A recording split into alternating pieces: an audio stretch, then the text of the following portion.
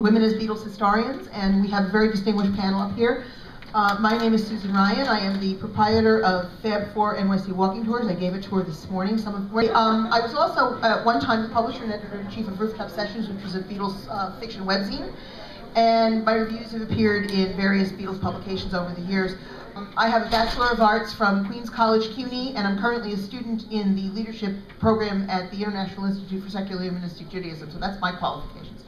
At the end of the panel, I'm going to go this way and introduce everybody.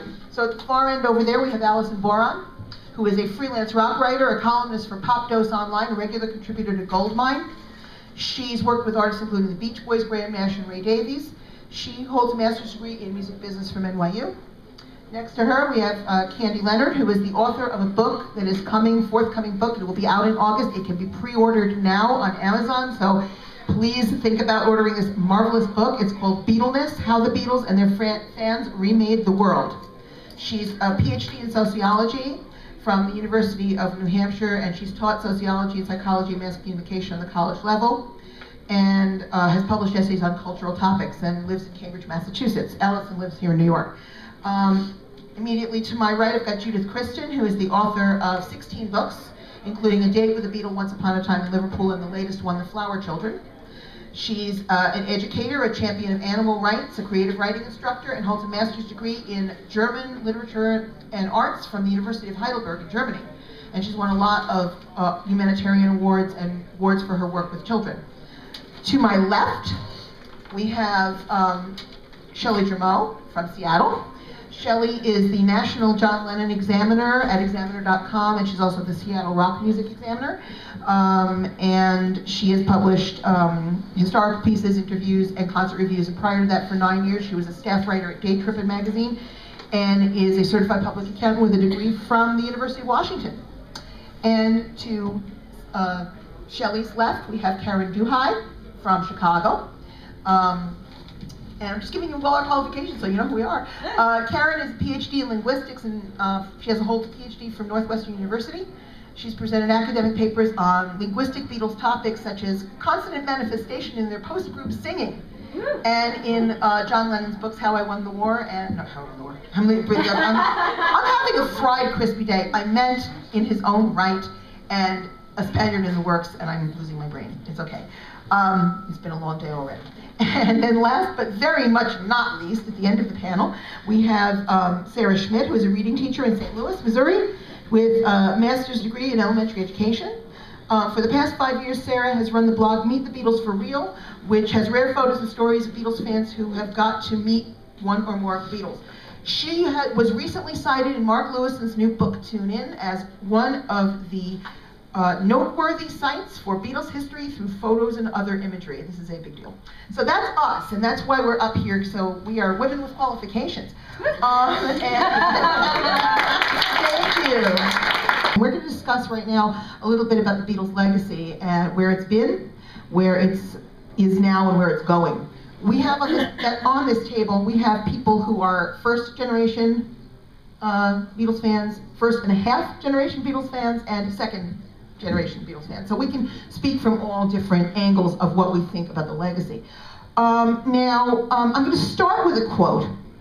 This quote was in the liner notes of the Beatles album, Beatles for Sale, by Derek Taylor. And it's rather prescient.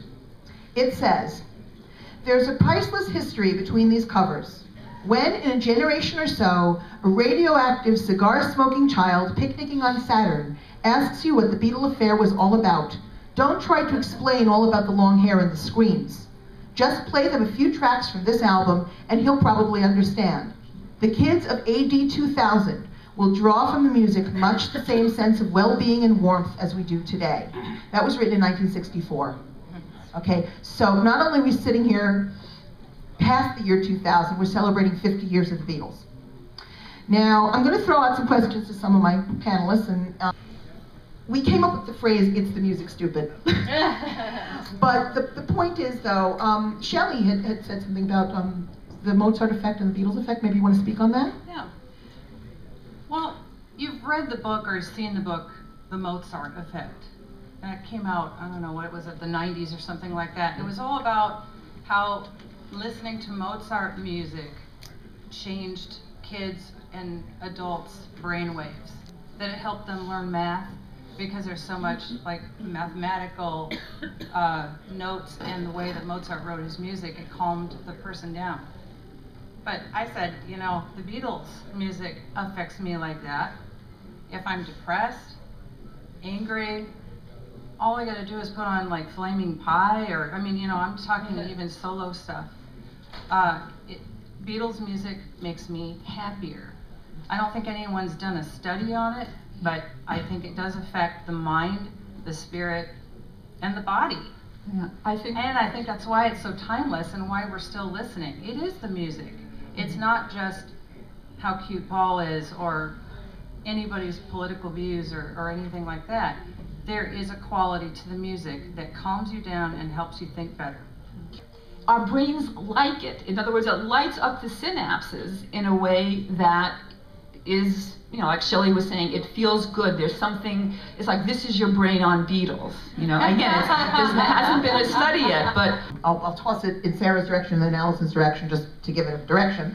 What exactly do you see happening with younger people who are discovering the Beatles? Is it the music? Is it other things? What exactly is it?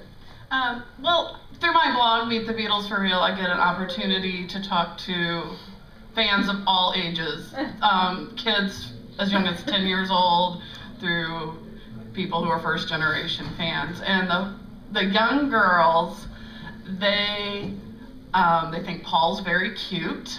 They really like Paul's music. A lot of them are Paul and George fans. And it's different than even when I was young, because they're on Tumblr, they're on Facebook, and they're seeing these pictures instantly. A couple weeks ago, the Grammys, it was like as soon as Ringo and Paul were in that audience, there was a screen cap of it up on Tumblr instantaneously. Yeah. So now, Allison, you participate very much in the online world, so you can certainly address this as well. I do, actually. You know, it's funny, I've been making fan sites or blogs or that kind of thing for since 1999, so kind of at the moment when you could start to create your own blog, and I've seen the community kind of evolve and change. A lot of it is the instant gratification, but a lot of it is sort of the community aspect, where it's so much easier to like find people who love the same thing you do. And it's like, if your favorite song is like Wild Honey Pie, like, I mean, you'll find somebody else that loves that on the internet, and they might be the same age as you never know. You know, when I was growing up in Ohio, I met my best friend who lived in Cleveland, like, 50 miles away, on a Beatles community. So it's like, and now with Tumblr and with Instagram and with Facebook, you have, and Twitter, you have so much more access to finding people who love the same thing you do. And the kids, I think, are really, really embracing that. I know I do, and I'm not even classified as a kid anymore. What's happening with younger kids now? What was it like to anticipate a new Beatles release, and how was it when you got it? What did you do? When Meet the Beatles came out and Introducing the Beatles came out, wow, it was a musical happening. And watching them, I'd have to say it was a love affair from both sides of the footlights. It really, truly was. And when they landed, and I saw them at their first concert in Washington, D.C., we knew of the music then. Had no idea that summer we'd be watching 57 times, like somebody I know, wink, wink. A Hard Day's Night, had no idea what was going to go on. You know how you usually appreciate things more that you can't have? Yeah. Now think about the power the Beatles have.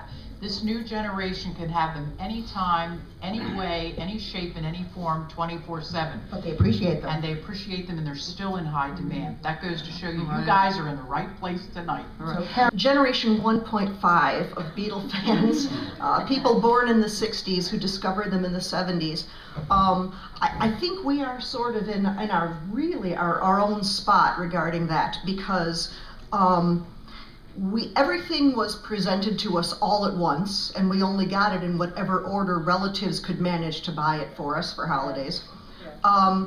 We didn't have any of that instant stuff, but at the same time, we didn't have to wait, I guess, to progress through the Beatles' evolution.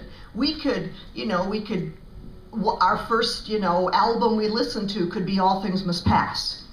And the 70s was also a strange time to be a beginning Beatle fan in your teens, because I think it was the only era in which, to teenagers at least, they were not cool. No, they were not. And so to be a Beatle fan in high school in the 70s was, oh really, seriously, you don't listen to Kiss?